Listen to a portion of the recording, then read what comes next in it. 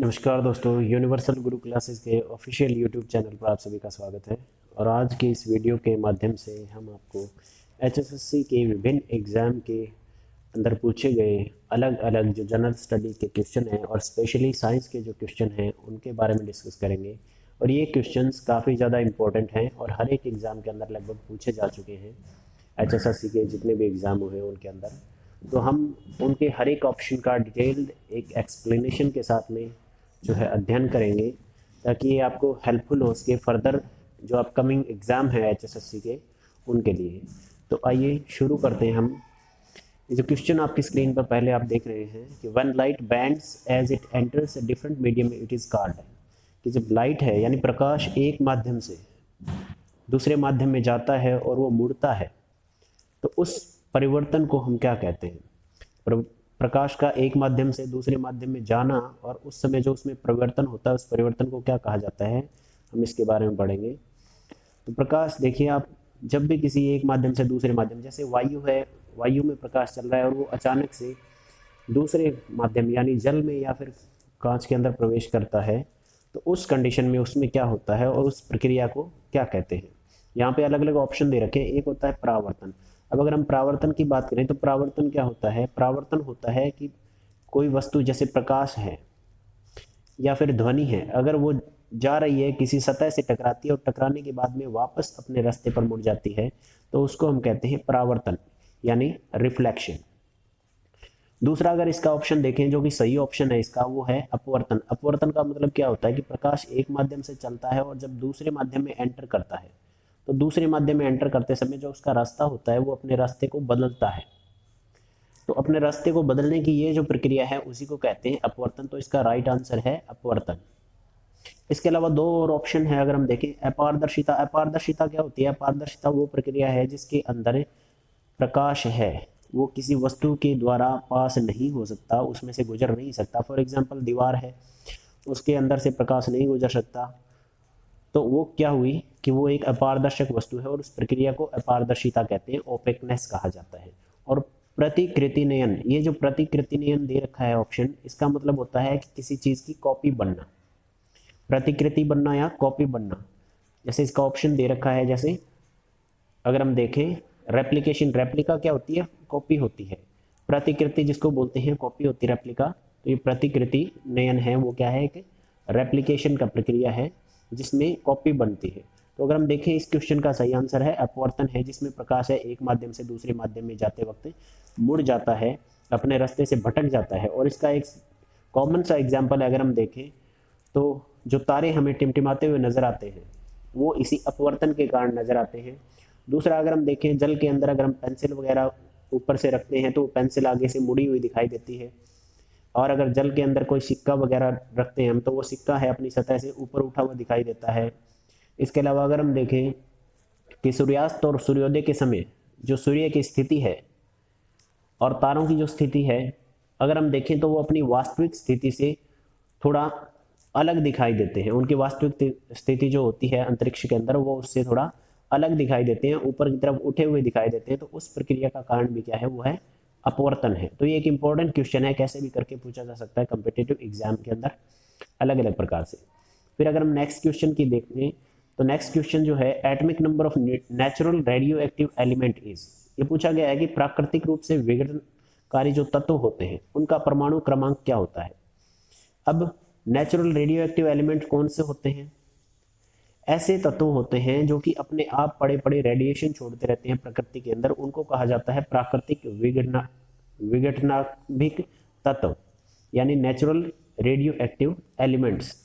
और इसका अगर आप आंसर देखें तो इसके अंदर जिनका परमाणु क्रमांक है 82 से ज़्यादा होता है वो सारे के सारे नेचुरली रेडियो एक्टिव तत्व होते हैं।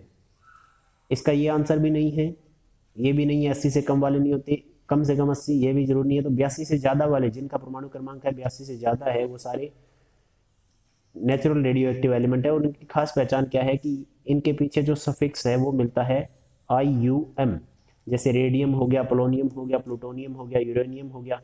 ये सारे जो नेचुरल रेडियो एक्टिव एलिमेंट हैं उनके बारे में पूछा गया और इनका परमाणु क्रमांक है वो 82 से ज़्यादा होता है। ये इसकी पहचान है कि इनके पीछे जो है IUM मिलेगा मोस्टली के, एक या दो को छोड़ करके। तो ये ऐसे तत्व हैं जो अपने आप बड़े बड़े प्रकृति में जो है रेडिएशन छोड़ते रहते हैं। अगर हम बात करें रेडियो धर्मिता की या रेडियो एक्टिविटी की, इसकी खोज है किसने करी थी और इसको नाम किसने दिया था? तो आपने नाम जरूर सुना होगा, हेनरी बैक्वेरल और मैडम क्यूरी का नाम सुना होगा, वो इससे जुड़े हुए हैं रेडियो एक्टिविटी से। उसके बाद नेक्स्ट क्वेश्चन जो है हमारा, magnifying glass is a type of lens. Magnifying glass अगर आपने देखा होगा, मैग्नीफाइंग ग्लास क्या होता है? मैग्नीफाइंग ग्लास एक प्रकार का लेंस है जो चीज़ों को बड़ा करके दिखाता है, मैग्नीफाई करके दिखाता है। तो वो किस प्रकार का लेंस होता है? वो एक कन्वेक्स लेंस होता है। अगर आपने इसका देखा है, उत्तल लेंस जिसको बोलते हैं, आवर्धक लेंस, ये आपने देखा तो याद होगा अगर आपको, बचपन में क्या करते थे, गोल गोल लेंस सा होता था जिससे हम क्या करते थे कि सूर्य की जो ऊर्जा है उसको इकट्ठा करके और कागज जलाने का काम करते थे, और उससे छोटा एक प्रतिबिंब बनता था नीचे। किसी के हाथ पर अगर हम करते थे तो हाथ पर बन जाता था, और कागजों पर करते थे तो कागजों पर बन जाता था। और वो एक्चुअल में क्या होता है, वो उत्तल लेंस होता है। आवर्धक लेंस में क्या होता है, उत्तल लेंस होता है जो सूर्य की ऊर्जा को संग्रहित करता था और एक सूर्य का छोटा प्रतिबिंब बनाता था, और उसी ऊर्जा के कारण कागज है वो जलने लगता था। तो वो आवर्धक लेंस है या मैग्नीफाइंग ग्लास है, वो उत्तल लेंस का बना होता है। ठीक है, उत्तल लेंस क्या होता है, ये इसको हम अभिसारी लेंस भी कहते हैं। अभिसारी का मतलब क्या है, ये प्रकाश की किरणों को एक जगह इकट्ठा कर देता है, एक बिंदु पर इकट्ठा कर देता है इसको, इसलिए उत्तल लेंस को अभिसारी लेंस कहा जाता है। जबकि अवतल लेंस जो है इसको अपसारी लेंस कहा जाता है। अपसारी का मतलब क्या है कि ये प्रकाश की किरणों को बिखेर देता है, इसलिए इसको कहा जाता है अपसारी लेंस। अगर हम देखें उत्तल लेंस की स्ट्रक्चर कैसी है और अवतल लेंस की स्ट्रक्चर कैसी है, उत्तल लेंस जो होता है वो किनारों पर से पतला और बीच में से मोटा होता है, जबकि अवतल लेंस होता है वो किनारों पर से मोटा और बीच में से पतला होता है। तो ये इनकी इस तरह की स्ट्रक्चर होती है। दूसरा अगर हम देखें, इसके अंदर और भी ऑप्शन दिए होते हैं, एक अवतल उत्तल है, उत्तल अवतल, ये तो सेम ही है, उत्तल अवतल कह दो चाहे अवतल उत्तल कह दो, ये दोनों टाइप के बाइफोकल लेंथ बोलते हैं इस प्रकार के जो ग्लास या लेंस चश्मे बने होते हैं इनसे। तो जिनको निकट दृष्टि और दूरदृष्टि दोष है वो दोनों इकट्ठा होते हैं, तो उस केस में इस्तेमाल किए जाते हैं। चलिए नेक्स्ट क्वेश्चन देखते हैं। नेक्स्ट क्वेश्चन है, नेम द कंपाउंड Na2S2O3, यानी इस यौगिक का नाम बताएं, Na2S2O3। अब इसके अंदर पहचानना क्या है हमने कि इस प्रकार का अगर कोई भी स्ट्रक्चर पूछा जाए, इसमें आगे Na दिया हो, Na का मतलब क्या होता है, सोडियम को रिलेट करता है, सोडियम का प्रतीक है Na। इसका ऑप्शन देखेंगे अगर हम तो सोडियम थायोसल्फेट है, Na2S2O3 सोडियम थायोसल्फेट होता है। अब इसके अंदर इसकी पहचान क्या है, अगर हम देखें कि ये बाकी के जो ऑप्शन दे रखे हैं, एक में है सोडियम सल्फेट, अगर हम सल्फेट देखेंगे ना तो इसके पीछे SO4 मिलेगा। सीधा सल्फेट अगर कहीं पे लिखा हुआ तो वहां पर उसके पीछे पहचान मिलेगी SO4। और अगर नाइट्रेट का देखें तो नाइट्रेट का हमेशा ही NO3 मिलता है, और सिलिकेट का देखें तो SI सिंबल मिलता है पीछे। ठीक है, तो इनके सिंबल अलग अलग होते हैं। सोडियम आगे मिलेगा तो Na मिलेगा, और पीछे के अलग अलग सिंबल होंगे। सल्फेट है तो SO4, नाइट्रेट है तो NO3 मिलेगा, सिलिकेट का SI मिलता है सिंबल लास्ट में। तो यहाँ पर देखें, यहाँ पे S2O3 दिया हुआ है, तो इसका मतलब बचता है एक ऑप्शन, और वो क्या है, थायोसल्फेट का। तो सही आंसर जो है वो क्या है, यहाँ पर अगर हम देखें तो ये सोडियम थायोसल्फेट है, Na2S2O3। तो ये इंपॉर्टेंट क्वेश्चन है, आप देख सकते हो, इस तरह से इनको पहचान सकते हो अलग अलग यौगिकों के फॉर्मुलेशन से। उसके बाद अगर हम देखें नेक्स्ट क्वेश्चन जो है, in which group of elements in modern periodic table are noble gases. अब नोबल गैसेस क्या होते हैं, जिनको उत्कृष्ट गैसें कहा जाता है, ये क्या चीज़ है, इनके बारे में हम पढ़ते हैं। अगर नोबल गैसेस की हम बात करें तो नोबल गैसेस या उत्कृष्ट गैसें हैं वो आधुनिक आवर्त सारणी। पहले हम बात कर लेते हैं आवर्त सारणी की। तो आवर्त सारणी क्या है, आवर्त सारणी सबसे पहले जो शुरू की गई थी वो प्रकृति में पाए जाने वाले अलग अलग तत्वों को उनके समूहों में व्यवस्थित करने के लिए कि किस तत्व को कैसे रखा जाए उसके आधार पर उनके वर्गीकरण के लिए तैयार की गई थी, जिसमें सबसे पहले डॉबेराइनर ने प्रयोग किया था और त्रिक नियम दिया था। उसके बाद में अगर हम बात करें न्यूलैंड ने अष्टक नियम दिया था। उसके बाद में तत्वों को वर्गीकरण करने का काम किया था वो किया था मेंडलीफ ने। तो दिमित्री मेंडलीव थे, उन्होंने अपनी आवर्त सारणी बनाई थी जिसको मेंडलीव की आवर्त सारणी कहा गया था। और फाइनली जो है जिसको आधुनिक आवर्त सारणी कहा जाता है, हेनरी मोजले ने ये तैयार की थी। और उसके अंदर अलग अलग तत्वों को, जो प्रेजेंट में अगर हम बात करें तो कुल प्रकृति के अंदर 118 तत्व हैं पाए जाते हैं, उनकी खोज की जा चुकी है प्रकृति के अंदर पाए जाने वाले तत्वों की, और उनको वर्गीकृत किया गया है एक आवर्त सारणी के रूप में, एक टेबल के रूप में, जिसको कहा जाता है मॉडर्न पीरियोडिक टेबल या आधुनिक आवर्त सारणी। उसके अंदर कुछ ऐसे तत्व हैं जिनको उत्कृष्ट गैसें कहा गया है या फिर नोबल गैसेस कहा गया है। अगर हम बात करें आवर्त सारणी की तो उसके अंदर अलग अलग कॉलम बनाए गए हैं, जिसमें एक तो ऐसे आड़े कॉलम हैं और एक ऐसे कॉलम हैं, इनको अलग अलग नाम दिया गया है। अगर हम आड़े कॉलम की बात करें तो इनको कहा जाता है आवर्त, आवर्त कहा जाता है, ये बाएं से दाएं की तरफ होते हैं। और दूसरे जो खड़े कॉलम हैं उनको कहा जाता है वर्ग कहा जाता है या ग्रुप कहा जाता है।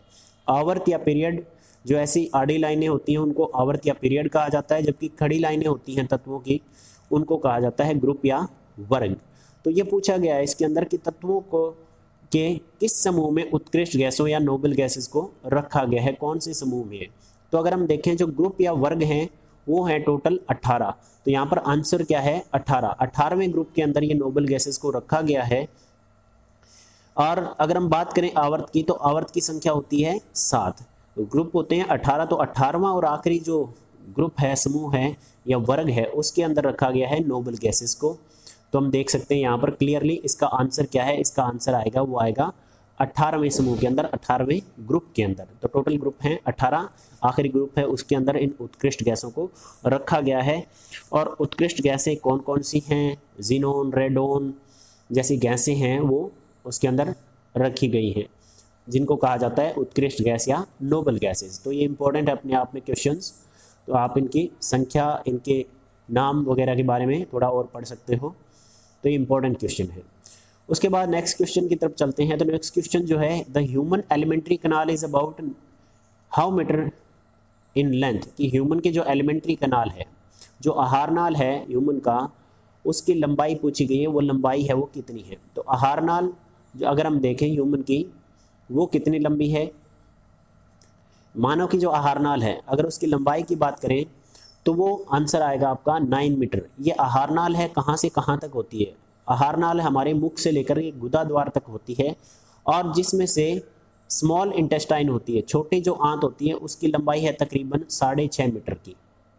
और जो लार्ज इंटेस्टाइन है, बड़ी आंत है, उसकी लंबाई है वो है 1.5 मीटर के करीबन। तो यानी 6.5 मीटर की छोटी आंत और 1.5 मीटर की जो बड़ी आंत होती है, उसके अलावा बाकी का जो हिस्सा है मुंह से लेकर के गुदा द्वार तक, उसको मिला करके जो आहार नाल बनता है हमारा टोटल, वो होता है 9 मीटर के लगभग, यानी 9 मीटर इसका राइट आंसर है। ये बाकी के 3 आंसर हैं वो रॉन्ग है, 2, 10 और 16। तो राइट आंसर क्या रहेगा यहाँ पर 9 मीटर हमारा आहार नाल है, उसकी लंबाई है 9 मीटर की है। और अगर पूछ लिया जाए कि आहार नाल कौन से तंत्र का हिस्सा है, तो ये हमारे मानव पाचन तंत्र का हिस्सा है। इसके अलग अलग हिस्से और भी हैं आहार नाल में। अगर हम देखेंगे तो आहार नाल में अगर हम देखें, मुख गुहा से स्टार्ट होगा, उसके बाद में आ जाएगी उसकी आपकी भोजन नली, भोजन नली के बाद में आमाशय, आमाशय के बाद में छोटी आंत, लीवर वगैरह, बड़ी आंत, ये सारी चीज़ें आ जाती हैं अगर हम इनकी अलग अलग बात करें तो इसके बारे में हम सेपरेटली बात करेंगे और वीडियो के अंदर। अब चलते हैं नेक्स्ट क्वेश्चन की तरफ। नेक्स्ट क्वेश्चन है कि animals which eat both plants and other animals are known as, ऐसे पशु जो कि पौधों और दूसरे पशुओं का भक्षण करते हैं उनको क्या कहते हैं। यानी जो मांस भी खाते हैं और पेड़ पौधों से भी अपना भोजन प्राप्त करते हैं, ऐसे जानवरों को क्या कहा जाता है। यहाँ पर ऑप्शन अलग अलग दे रखे हैं। एक होता है सर्वभक्षी, सर्वभक्षी या ओमनिवोरस जिसको कहा जाता है। तो इसके अंदर ऐसे पशु आते हैं जो पौधों और दूसरे पशुओं से अपना भोजन लेते हैं। तो सही आंसर है इसका सर्वभक्षी यानी ओमनिवोरस। दूसरा, अगर हम बाकी ऑप्शन की बात करें, शाकाहारी क्या होता है, शाकाहारी वो होते हैं जो सिर्फ और सिर्फ पौधों से अपना भोजन प्राप्त करते हैं। और मांसाहारी क्या होते हैं, मांसाहारी वो जीव होते हैं जो सिर्फ दूसरे जीवों से अपना भोजन प्राप्त करते हैं। उदाहरण की आपको जरूरत शायद नहीं होनी चाहिए कि शाकाहारी कौन से होते हैं, मांसाहारी कौन से होते हैं। कुछ ऐसे होते हैं जीव जो सर्वभक्षी होते हैं जिनके एग्जाम्पल आपको बता सकता हूँ। जैसे फॉर एग्जाम्पल भालू को अगर हम देखें तो कौवा है, वो एक पक्षी है, वो भी इसी के अंदर आता है। तो काफ़ी सारे ऑर्गेनिज्म हैं, काफ़ी सारे ऐसे जानवर हैं जो सर्वभक्षी होते हैं, काफ़ी सारे ऐसे हैं जो शाकाहारी हैं, काफ़ी सारे ऐसे हैं मांसाहारी। शाकाहारी में जो पेड़ पौधों पर जीवित रहते हैं जैसे गाय भैंस बकरी वगैरह, और मांसाहारी जीवों के अंदर अगर हम देखें जैसे कुत्ता है, बिल्ली है और शेर वगैरह जो जानवर है वो मांसाहारी में आते हैं। ये द्विभक्षी टर्म है, ये आपको कंफ्यूज करने के लिए दी गई है इस सर्वभक्षी के साथ में। तो ये भी क्वेश्चन इंपॉर्टेंट है अपने आप में। नेक्स्ट क्वेश्चन जो मोस्ट इंपॉर्टेंट है, उससे रिलेटेड काफ़ी बार एग्जाम के अंदर पूछा जाता है। ये क्वेश्चन है कि chromosome is a part of, chromosome किसका हिस्सा है या गुणसूत्र किसका भाग है, ये पूछा गया है। अगर हम देखें गुणसूत्र होता क्या है, क्रोमोसोम क्या होते हैं, तो इसके बारे में हमें डिटेल में पढ़ना जरूरी है। गुणसूत्र क्या होते हैं, किसको कहते हैं। गुणसूत्र क्या होते हैं, गुणसूत्र होते हैं कि जो हमारे गुणों को एक पीढ़ी से दूसरी पीढ़ी में पहुंचाते हैं किसी भी जीव के, उनको कहा जाता है गुणसूत्र या क्रोमोसोम बोला जाता है। इसका मतलब होता है, क्रोमामीन होता है कलर्ड और सोमामीन होता है बॉडी। तो ऐसी स्ट्रक्चर, ऐसी रचनाएं जो कि कलर्ड होती हैं और कैरेक्टर्स यानी गुणों को एक पीढ़ी से दूसरी पीढ़ी में पहुंचाने का काम करती है, उनको कहा जाता है गुणसूत्र या क्रोमोसोम। तो ये क्वेश्चन यहाँ पे थोड़ा सा चेंजिंग है। यहाँ पे गुणसूत्र पूछा गया है किसका भाग है, एक्चुअल में क्या होता है, इसका ऑप्शन जो दिया गया है डीएनए।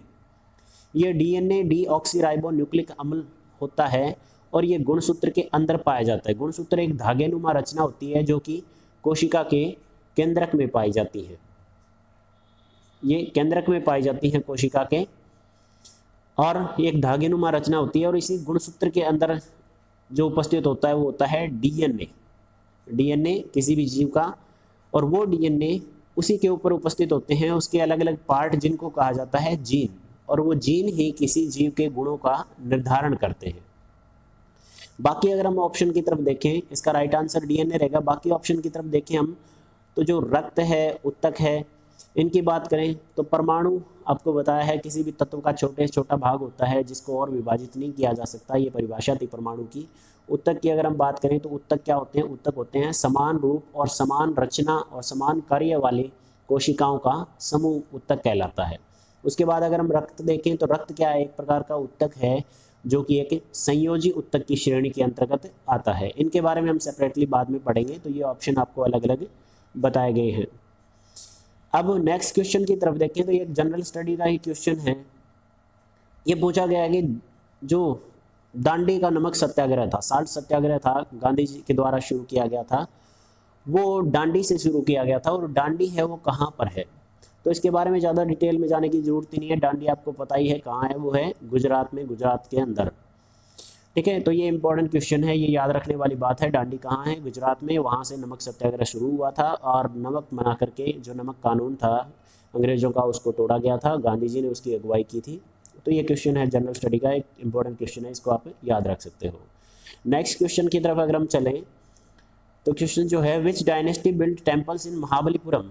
महाबलीपुरम जिसको मामल्लापुरम भी कहा जाता था प्राचीन में, और ये तमिलनाडु के अंदर है। वहाँ के जो मंदिर हैं, तमिलनाडु के अंदर जो मंदिर हैं महाबलीपुरम के, उन मंदिरों को कहा जाता था, रथ मंदिर भी कहा जाता था महाबलीपुरम के अंदर, और पुराने समय में इसको मामल्लापुरम कहा जाता था। ये बनवाए थे पल्लव शासकों ने, और पल्लव शासकों में नरसिंह वर्मन जो फर्स्ट था, नरसिंह वर्मन फर्स्ट ने ये बनवाए थे महाबलीपुरम के रथ मंदिर जिनको कहा जाता था, और पुराने समय में महाबलीपुरम को कहा जाता था मामल्लापुरम।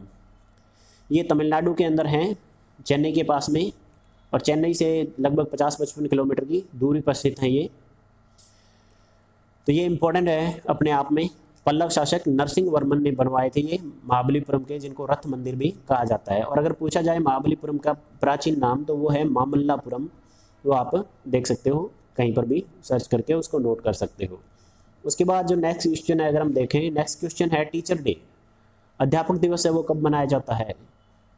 इसमें आंसर आपको पता ही है, एक तो हमारा राष्ट्रीय अध्यापक दिवस 5 सितंबर को जो मनाया जाता है, एक होता है अंतर्राष्ट्रीय अध्यापक दिवस जो मनाया जाता है 5 अक्टूबर को, यानी वैश्विक स्तर पर अगर हम देखें तो 5 अक्टूबर को मनाया जाता है, जिसको कहा जाता है अंतर्राष्ट्रीय अध्यापक दिवस। और हमारा जो राष्ट्रीय शिक्षक दिवस है वो मनाया जाता है 5 सितंबर को। और ये क्यों मनाया जाता है, किसकी याद में मनाया जाता है, इसके बारे में भी आपको पता होना चाहिए। ये मनाया जाता है हमारे देश के जो एक महान व्यक्तित्व हैं डॉक्टर सर्वपल्ली राधाकृष्णन, उनके जन्म दिवस के अवसर पर यह मनाया जाता है 5 सितंबर को राष्ट्रीय शिक्षक दिवस। इसके अलावा इसमें बाकी के और जो ऑप्शन दे रखे हैं, जैसे एक दे रखा है 21 जून, तो 21 जून की अगर हम बात करें, ये आपको पता होना चाहिए इंटरनेशनल योगा डे, ये इंटरनेशनल योगा डे है, योग दिवस मनाया जाता है 21 जून को। 5 मार्च की अगर हम बात करें तो 5 मार्च जैसा कोई दिन नहीं है इतिहास के अंदर दर्ज कि इस दिन कोई विशेष दिन हो, लेकिन कुछ छोटे मोटे दिवस सेलिब्रेट किए जाते हैं अलग अलग कंट्री के अंदर, तो उनका जिक्र हम यहाँ पर नहीं करने वाले, वो इतने ज़्यादा इम्पोर्टेंट नहीं है। अगर हम बात करना चाहें 5 मार्च के बारे में, तो 5 मार्च के अगर 3 दिन बाद देखें तो अंतर्राष्ट्रीय महिला दिवस आता है, वो 8 मार्च को आता है। 8 मार्च को अंतर्राष्ट्रीय महिला दिवस आता है। इसके बाद अगर हम बात करें तो 15 मार्च की, 15 मार्च आता है विश्व उपभोक्ता अधिकार दिवस आता है, वो 15 मार्च को सेलिब्रेट किया जाता है। तो 5 मार्च को कोई विशेष दिन नहीं है, लेकिन 15 मार्च है विश्व उपभोक्ता अधिकार दिवस, और 8 मार्च की अगर हम बात करें तो वो होता है अंतर्राष्ट्रीय महिला दिवस, जिसको मनाया जाता है। बाकी जो ऑप्शन बी दे रखा है इसके अंदर 14 फरवरी, उसके बारे में मुझे आपको बताने की ज़रूरत ही नहीं पड़नी चाहिए, क्योंकि सब इसके बारे में फैमिलियर है। बाकी चीज़ें याद रहे ना रहे, लेकिन ये ज़रूर याद रहता है सब लोगों के, 14 फरवरी क्या है क्या नहीं होता, ठीक है। तो इसके बारे में अब ज़्यादा एक्साइटमेंट लेने की ज़रूरत नहीं है, क्योंकि एग्ज़ाम का टाइम है, फरवरी अभी दूर है। अब चलिए नेक्स्ट क्वेश्चन की तरफ। नेक्स्ट क्वेश्चन अगर हम देखें तो नेक्स्ट क्वेश्चन एक जनरल स्टडी का क्वेश्चन है, और करंट अफेयर का क्वेश्चन जो पूछा गया था उस वक्त जिस समय ये पेपर हुआ था। तो इसमें पूछा गया है कि कौन सा व्यक्ति है जो केंद्रीय शहरी विकास मंत्री है, who is the current union minister for urban development. अगर हम बात करें प्रेजेंट टाइम की, ये जिस टाइम पेपर हुआ था उस टाइम का है। अगर हम करंट की बात करें तो इनमें से कोई भी नहीं है आंसर। अगर हम बात करें तो पहले ये जो ऑप्शन ए दिया हुआ है, ये श्री नितिन गडकरी, ये जो हैं ये रोड और ट्रांसपोर्ट मंत्री हैं, वर्तमान में भी थे, वर्तमान में भी हैं और पहले भी यही थे, रोड एंड ट्रांसपोर्ट मिनिस्टर हैं भारत सरकार में। और दूसरा अगर हम बात करें श्री अनंत कुमार, जिनका निधन हो चुका है, ये केमिकल एंड फर्टिलाइजर यानी उर्वरक मंत्रालय के मंत्री थे अनंत कुमार। और अशोक गजपति राजू हैं, अशोक गजपति राजू की अगर हम बात करें तो ये नागरिक उड्डयन मंत्री थे पिछली सरकार के अंदर। और श्री वेंकैया नायडू जो ऑप्शन था उस वक्त केंद्रीय शहरी विकास मंत्री, जो उस समय थे पिछले सरकार के अंदर, लेकिन वर्तमान की जो सरकार है उसके अंदर श्री वेंकैया नायडू हैं, वो हमारे उपराष्ट्रपति हैं और राज्यसभा के चेयरमैन हैं श्री वेंकैया नायडू। अब इस क्वेश्चन से रिलेटेड अगर हम बात करें करंट की, तो केंद्रीय शहरी विकास मंत्री की बात करें तो वो हैं हरदीप सिंह पुरी, HS पुरी, हरदीप सिंह पुरी हैं वो। अब वर्तमान में अगर हम बात करें तो हरदीप सिंह पुरी केंद्रीय शहरी विकास मंत्री हैं, तो आप नोट कर सकते हैं उनके बारे में। इसके अलावा अगर आए नागरिक उड्डयन मंत्री जो पहले थे अशोक गजपति राजू, उनकी जगह भी अब हरदीप सिंह पुरी हैं, वो केंद्रीय सिविल एविएशन या फिर नागरिक उड्डयन मंत्री हैं, और केंद्रीय शहरी विकास मंत्री हैं हरदीप सिंह पुरी। तो ये आप इनके बारे में नोट कर सकते हो अलग अलग व्यक्तित्व के बारे में। उसके बाद में नेक्स्ट जो क्वेश्चन है वो है जनरल स्टडी का कि Malgudi days was written by. Malgudi days ये एक जो है एक जिसको हम कह सकते हैं एक रचना है, और इसके ऊपर एक पहले सीरियल भी आता था मालगुडी डेज के ऊपर, अगर आपने देखा हो तो बचपन में हमने देखा था। तो ये अलग अलग व्यक्तित्व का नाम दिया है। यहाँ पर एक ऑप्शन है RK नारायण। RK नारायण जो हैं इन्होंने मालगुडी डेज है वो लिखा था, एक फिक्शनल स्टोरी है, उसके ऊपर आधारित एक सीरियल आता था पहले, और ये फिक्शनल स्टोरी काल्पनिक स्टोरी है RK नारायण के द्वारा लिखी गई थी, और इन्हीं ने लिखी थी, इसी के ऊपर सीरियल है वो चला था। दूसरा ऑप्शन अगर हम इसमें देखें तो ये सही आंसर इसका RK नारायण है। दूसरा ऑप्शन जो रविंद्रनाथ टैगोर हैं, इनके बारे में कौन नहीं जानता, ये जो हैं अगर हम कहें तो एशिया के सबसे पहले व्यक्ति थे जिनको साहित्य का नोबेल मिला था 1913 में, 1913 के अंदर इनको साहित्य का नोबेल मिला था एशिया के रविंद्रनाथ टैगोर। और उनका नोबेल प्राइज़ है पिछले कुछ समय में एक बार चोरी भी हो गया था। तो ये रविंद्रनाथ टैगोर हैं, इनके बारे में हम डिटेल में जान सकते हैं इनकी बायोग्राफी के माध्यम से अगर जानना चाहते हैं तो। लेकिन क्वेश्चन इंपॉर्टेंट है रविंद्रनाथ टैगोर के बारे में कि एशिया के प्रथम व्यक्ति थे जिनको 1913 में सबसे पहले नोबेल प्राइज़ मिला था। उसके बाद में थर्ड ऑप्शन है सी आर के लक्ष्मण। अगर हम देखें तो ये आर के लक्ष्मण और आर के नारायण ये दोनों एक दूसरे से संबंधित हैं। आर के लक्ष्मण क्या हैं, ये एक फेमस कार्टूनिस्ट हैं भारत के। इन्होंने बहुत सारे कार्टून बनाए हैं सामाजिक कुरीतियों से रिलेटेड और अलग अलग समस्याओं से रिलेटेड। आर के नारायण और आर के लक्ष्मण ये एक दूसरे के जो हैं संबंधित हैं। उसके बाद जो नेक्स्ट ऑप्शन है जवाहरलाल नेहरू, इनके कारनामे तो आप सभी जानते ही हों। भारत के स्वतंत्र भारत के प्रथम प्रधानमंत्री थे। इनकी एक पुस्तक है जिसके बारे में पूछा जाता है, डिस्कवरी ऑफ इंडिया, जो कहते हैं कि इन्होंने जेल में लिखी थी, तो वो पूछी जा सकती है एग्ज़ाम के अंदर। तो ये क्वेश्चन है, इंपॉर्टेंट है, इनके ऑप्शंस अलग अलग आप देख सकते हो। नेक्स्ट क्वेश्चन है Nobel prize for literature 2016 was one by. इसके ऑप्शन दे रखे हैं कि 2016 का जो साहित्य का नोबेल पुरस्कार था वो किसने जीता था। अगर हम देखें 2016 का नोबेल का साहित्य पुरस्कार तो वो जीता था बॉब डिलन ने। बॉब डिलन कौन है? बॉब डिलन अमेरिकी संगीतकार हैं जिनको 2016 में साहित्य के लिए नोबेल पुरस्कार दिया गया था। तो ये इसका राइट आंसर है, बॉब डिलन। उसके बाद अगर हम बात करें, तीन ऑप्शन और हैं और वो तीनों ऑप्शन भी नोबेल प्राइज़ से ही रिलेटेड हैं। अगर हम देखें एलिस मुनरो को, एलिस मुनरो है, उनको 2013 के अंदर नोबेल प्राइज़ मिला था। ये एलिस मुनरो हैं, कनाडा की स्टोरी राइटर हैं, कनाडा की कहानी लेखिका हैं एलिस मुनरो, जिनको 2013 के अंदर नोबेल प्राइज़ मिला था। उसके बाद अगर हम नेक्स्ट देखें स्वेतलाना एलेक्जेविच, स्वेतलाना एलेक्जेविच कौन है? ये बेलारूस की पत्रकार हैं और इनको जो है 2015 के अंदर इनको नोबेल प्राइज़ मिला था। स्वेतलाना एलेक्जेविच को, बेलारूस से संबंध रखती हैं, एक पत्रकार हैं। और फोर्थ ऑप्शन जो है जीन पैट्रिक मोडियाना, जो ऑप्शन दिया गया है, ये फ्रांस से संबंधित हैं और इनको 2014 के अंदर नोबेल प्राइज़ दिया गया था। तो ये क्वेश्चन इंपॉर्टेंट है, इसके अंदर 4 क्वेश्चन बनते हैं अलग अलग टाइप से। पैट्रिक मोडियाना, स्वेतलाना एलेक्जेविच, एलिस मुनरो और बॉब डिलन। तो अगर 2013 से बात करें, जो नोबेल प्राइज़ था साहित्य का वो मिला था कनाडा की एलिस मुनरो को, जो कि एक स्टोरी राइटर हैं। उसके बाद अगर हम 14 की बात करें तो पैट्रिक मोडियाना जो कि फ्रांस के हैं, उनको नोबेल प्राइज़ मिला था इसी क्षेत्र में। और 2015 का मिला था स्वेतलाना एलेक्जेविच, जो कि बेलारूस की पत्रकार हैं। और 2016 में साहित्य के लिए नोबेल पुरस्कार मिला था, वो मिला था बॉब डिलन को। तो करेक्ट आंसर यहाँ पर क्या है? करेक्ट आंसर है वो बॉब डिलन है इसके लिए। लेकिन ये सारे के सारे अपने आप में इम्पॉर्टेंट हैं, बाकी के अलग अलग ऑप्शंस।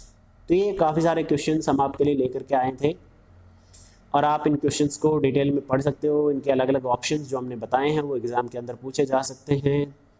तो उम्मीद है कि ये सब चीज़ें आपके लिए बहुत ज़्यादा इम्पोर्टेंट रहेंगी और हम आगे आपके लिए ऐसे ही क्वेश्चंस जो पूछे गए हैं विभिन्न एग्ज़ाम के अंदर और आगे जिनके आने के चांसेस हैं वो आपके लिए लेकर के आते रहेंगे।